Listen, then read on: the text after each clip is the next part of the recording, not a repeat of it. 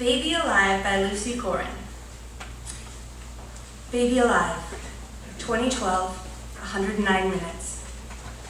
Detective Wendy Beckham, Sissy Spacek, finds herself on the trail of a killer targeting young mothers-to-be. Part thriller, part reality TV. The cast features MTV Teen Mom and 16 and pregnant reality stars Caitlin, Farrah, Amber, Macy, Leah, Emily, Ebony, and Whitney.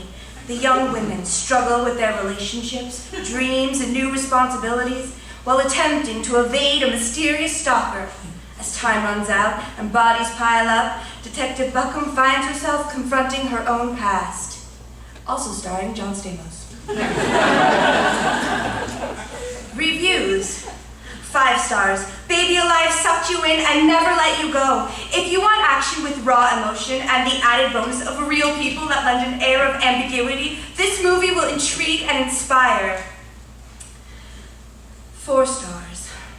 I saw this movie in pre-release and found disjointed the attempts to merge so-called reality with actual celebrities within the same medium. Still, the plot itself is both familiar and functional, structured as a series of vignettes or episodes, in which we meet each teen mother before, during, or after her pregnancy, such that, prior to each grisly demise, earlier mothers are making the decision to have unprotected sex with their boyfriends, or sometimes acquaintances or assailants.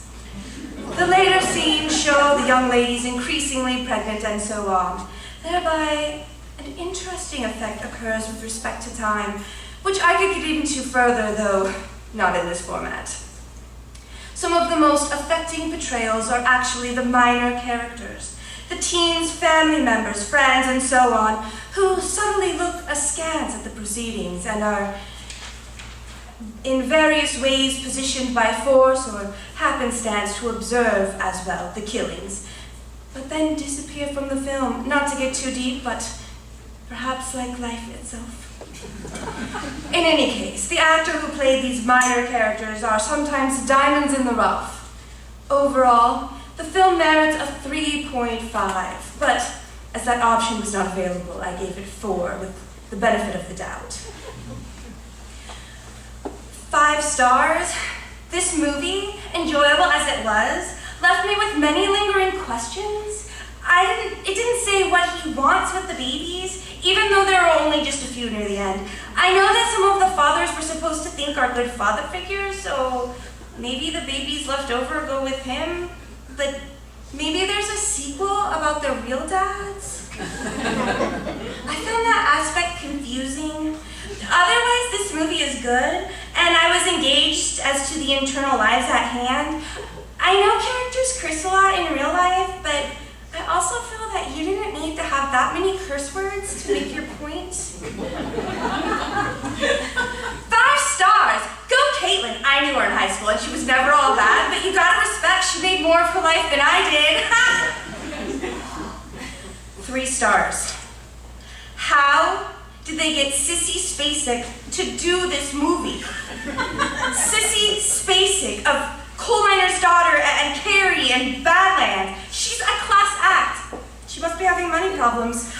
I saw her last year at a farmer's market in Virginia buying a bottle of olive oil for like $20, so I don't get it at all. I liked the movie though. It was worth the price of the ticket.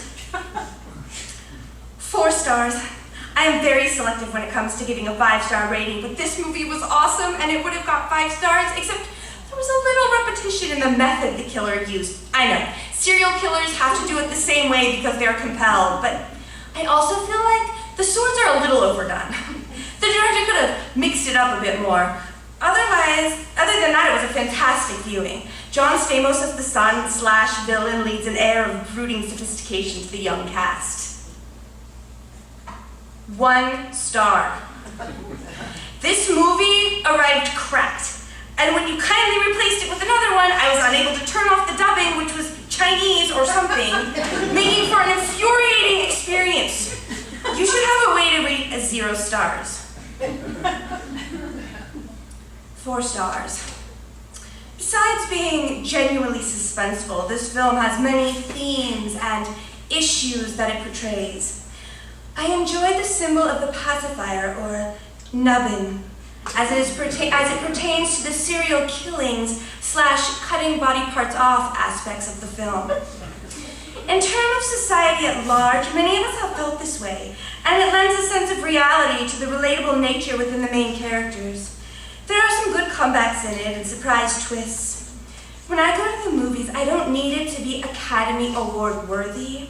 However, you should at least know how to act. So I have to admit that some of the teen moms did seem scared. I was also appreciative of the production value, which is one thing that always keeps me from enjoying the television version and reality TV in general. 3 stars. Perhaps this movie was meant to be a satire, but someone in marketing didn't think that would sell. I heard the original trailer featured the classic song, Baby Got Back, which is hysterical, but someone nixed it or got offended, which is why they switched to serious. 1 star.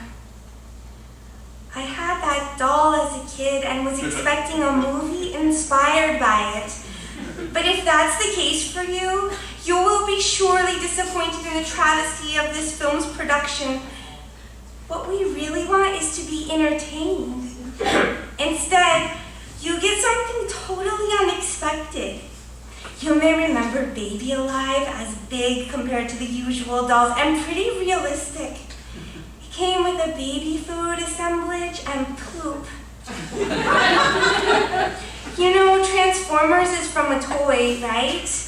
I bet half of you don't even know. You just want to bang Megan Fox. Who doesn't?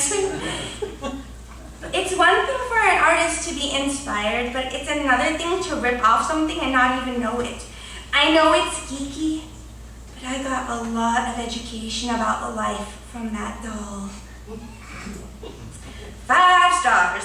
This film seems like it's all about gore of the killer, but in the end, it does have some uplifting message about the value of each and every child. I'm not saying it's the greatest movie ever, but I and my date both enjoyed it. 3 stars. I am a teen mom, and my own mother was murdered when my child was 2 months old. I'm sorry if that's TMI, but I've only recently have I decided to try to watch movies because it's hard to find one that isn't triggering. So I think people should consider that. I saw this movie in the theater, which was the first time I had been in a movie theater in I don't know how long. It was in a falling apart old school one downtown that is practically out of business, but keeps hanging on. I don't remember much about the movie. All I can say is I was glad I went. It was a big step for me in my life. Maybe someday I will be desensitized enough for a fuller appreciation. First off, this movie is not about the Baby Alive doll. It was about 12 reality teen star moms who, spoiler alert, get knocked off one by one in the grand tradition of this type of movie, where the black guy either dies first or, by the end of the 80s, he died second to last by saving everyone by selflessly sacrificing his life. Underlying, a mirror of racism. The moms are actually pretty inspired when you consider how hard it is to raise a baby in this day and age. I kind of knew about halfway who the killer is, but I've seen a lot of movies like this, and usually I know by the end of the credits, so that's pretty good. There is also, for your information, a mechanical French duck from steampunk times that I saw in a museum that does the same thing as the baby doll with the digestions, etc. There's also a poem. 5 stars. I remember that doll. My friend had it. Gross. Also, teen moms need to get a life. But now they're dead.